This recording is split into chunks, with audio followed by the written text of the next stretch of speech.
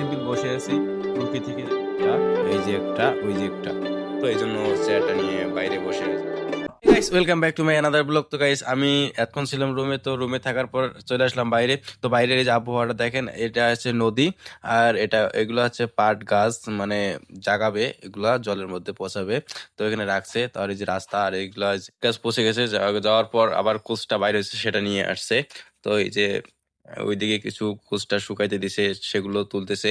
আচ্ছা, আর একদিকে কুচুরি পানায় ভরে গেছে পুরা নদীটা। আর এই যে কোচটা ডেবল, আর এই যে অরিজিনালি কোস্টা যেটা গাছ। আর এখানে যেটা দেখতেছি যে আকাশটার একদম আবহাওয়াটা একদম ভালো।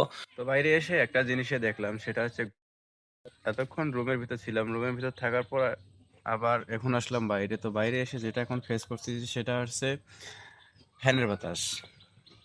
দেখেন, ওখানে কারেন্ট দিয়ে চালাতে হয়, আবার ফ্যান লাগে, আবার বিদ্যুৎ লাগে, আবার বিদ্যুৎ বিল দিতে হয়।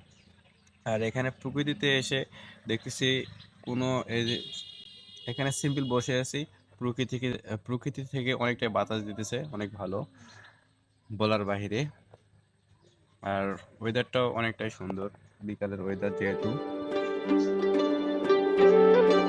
আকাশের অবস্থা এই, তোকে যে বললাম যে পাট গাছ নিয়ে আসছে, তো কিছু পাট গাছ এখানে জাগিয়ে রাখছে জলের মধ্যে। এই যে একটা, এই যে একটা, ওই যে একটা, মানে তিনটা এখানে আছে, তিনটা রেখে দিছে।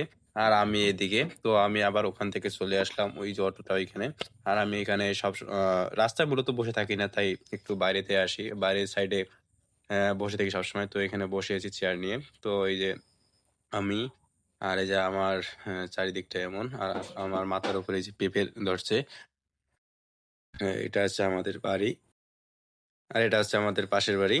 তো মূলত এখানে আমি বসে রেস্ট নিতেছি, যেহেতু আমি রাস্তায় বেশিক্ষণ থাকি না, আমি বাড়ির সাইডে আর রুমের ভিতরে বেশিরভাগ সময় কাটাই। তো এই জন্য চেয়ারটা নিয়ে বাইরে বসে আছি। আর এতটুকুই ব্লগটা ছিল। তো ধন্যবাদ, সবাই ভালো থাকবেন। আর ব্লগটি কেমন আছে একটু কমেন্টে জানাবেন।